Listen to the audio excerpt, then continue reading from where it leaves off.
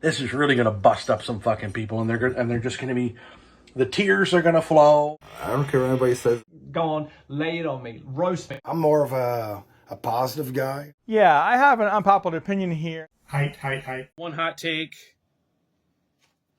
that will definitely send people after me to revoke my metal card. It's other shit. Ja, bare en gang bunke lort. I mean, fucking hell. Stop that bullshit. This one I like. Kiss is like for 7 or 9 years old. It's an opinion. We all have them. We all like different things. If you still can't take it, you know what we say at the Merciful Metal channel. Bye.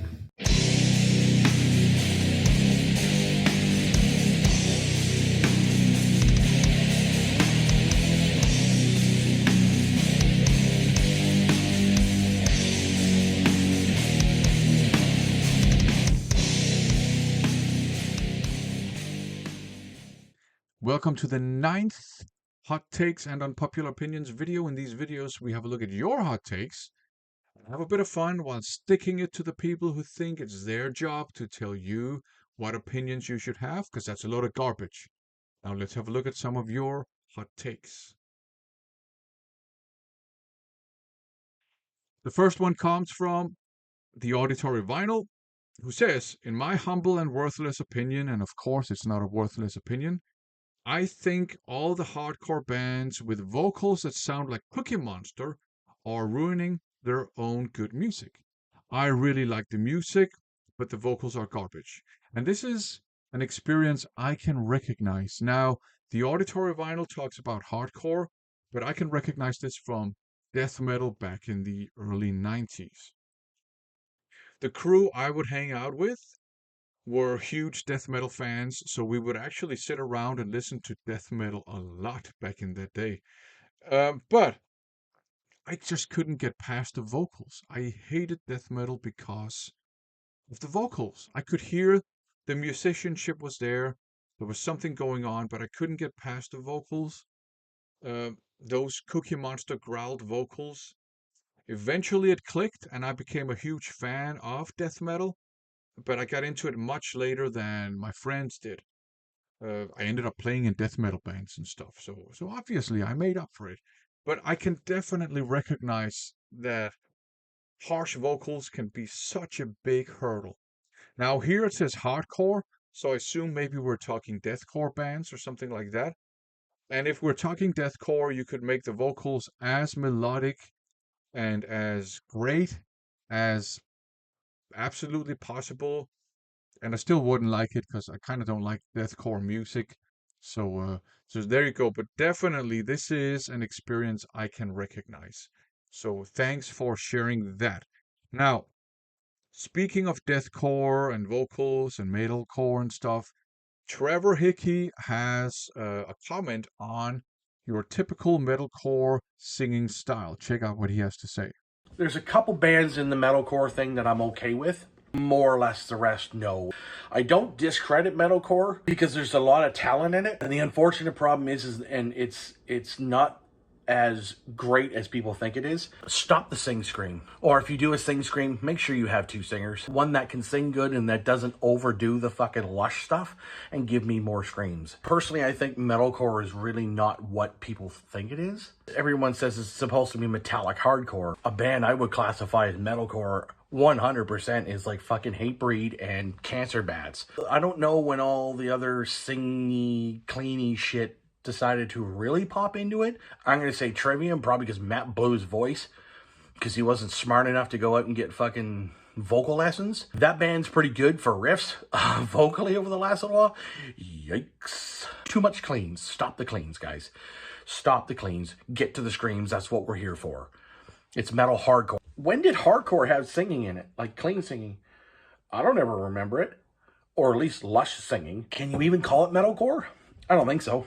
I have to admit that I kind of agree. Now, I'm not a big fan of metalcore because of a lot of musical aesthetics in that genre that just don't appeal to me. But one of the things I don't like is that's actually this kind of typical metalcore singing style, the kind of emotional screaming stuff or scream singing that Trevor talks about. So I actually agree with Trevor on this. I think that's also why I think Howard Jones was such a great aspect of Killswitch Engage because he had his own singing style and he was a fantastic vocalist. And then the original singer came back, and to me, he was more of a generic metalcore vocalist, and I lost all interest in Killswitch Engage. Anyways, so thanks for this hot take that had to do with vocals. Next, we have a hot take from a fellow Fynbo, El Kaxi. If you don't know what a Fynbo is, it's a person originating from the island of Fyn here in Denmark, better known as Funen internationally. And it's not as exotic as it sounds. Anyways, this is what El Kaxi has to say, and El Kaxi opted to not join in the contest, but still had some opinions to share with us.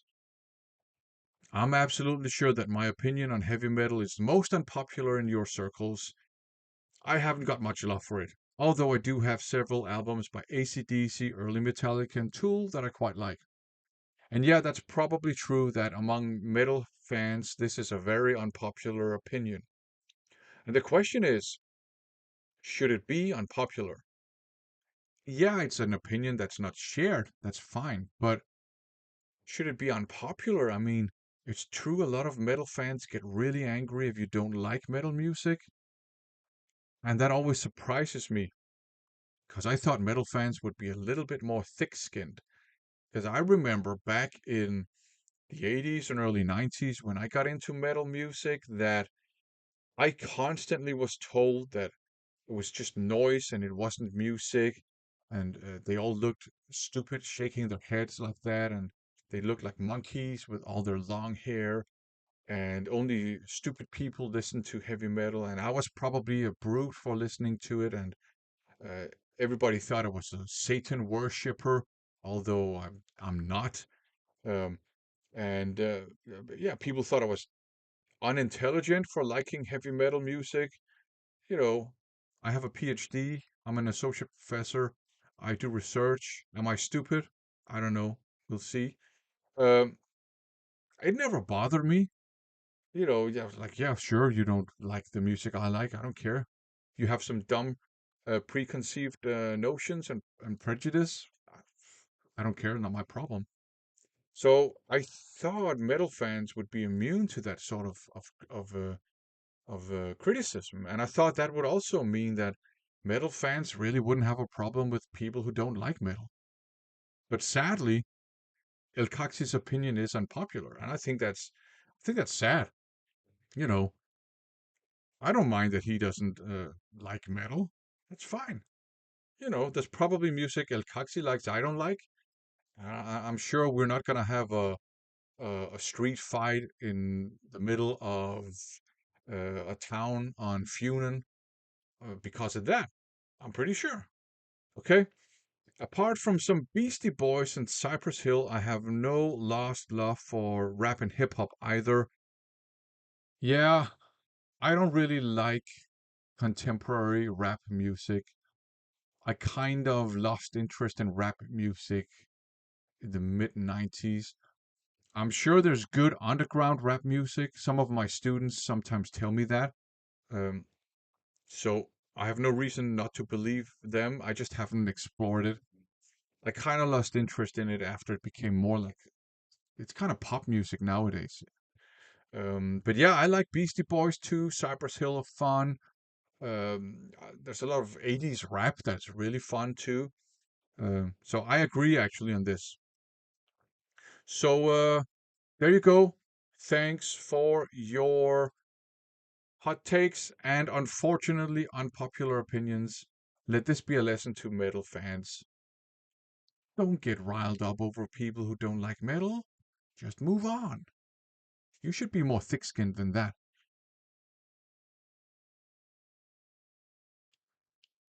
Now, this has been kind of a theme in a bunch of these hot takes videos, but yeah, there are lots of albums that are unpopular and you're supposed to dislike him.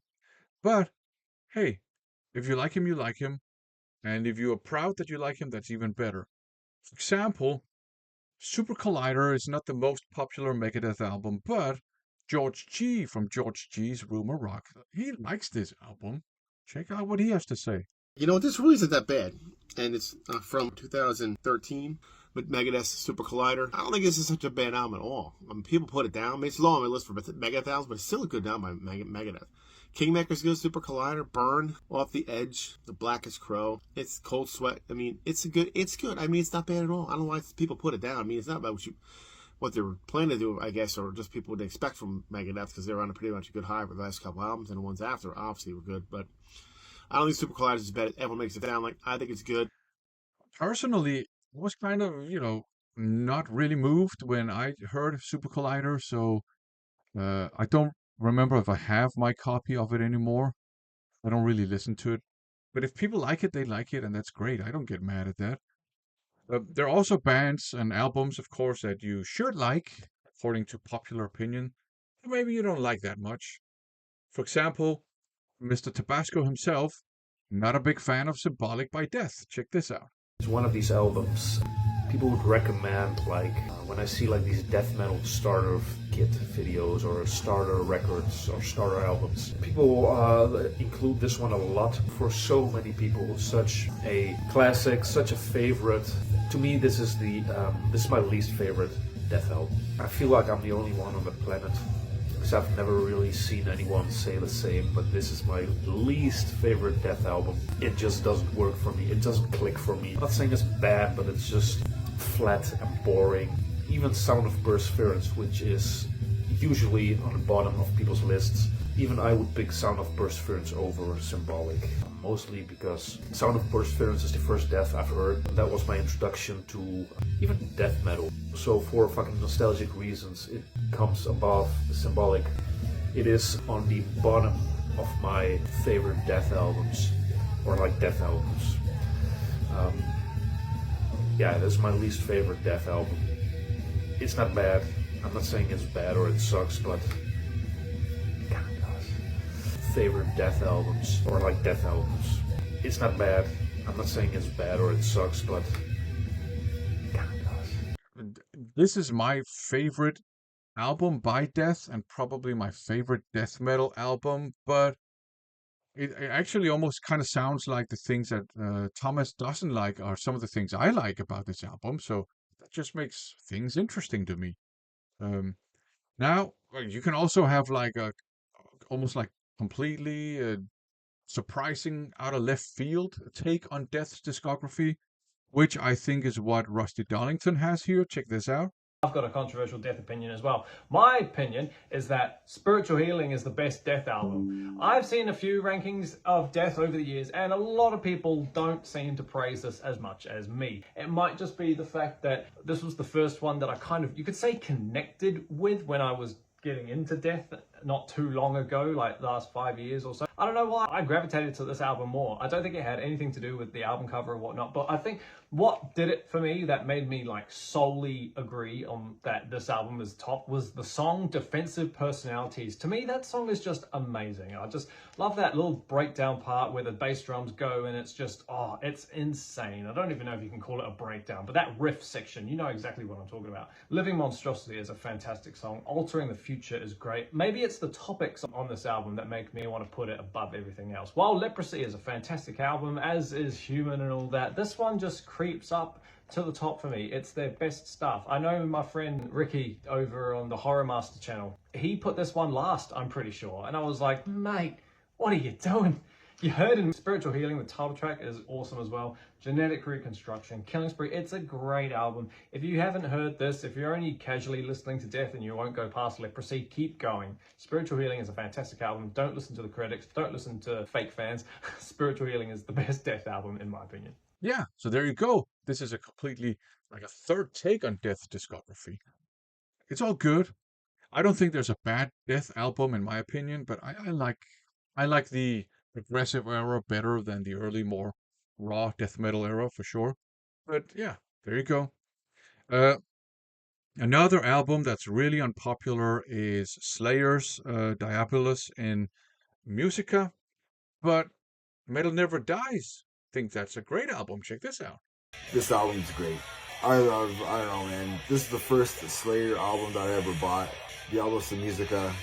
I love this album. 1998. This guy creeps me out. See him in my dreams. Look at him. He's creepy looking. It has like a thrash groove to it. Maybe it's the groove part that I like. I know they turned down their guitar. They changed their guitar sound a bit and stuff. I think they went for standard C or something. And I don't know, man. There's so many bangers on here. I mean, yeah, a lot of people say that this is a new metal album. So if this is a new metal album, this is the best damn new metal album out there ever. There's maybe a riff or two that kind of has that new metal sound, you know, and that's a state of mind. You know, it doesn't matter.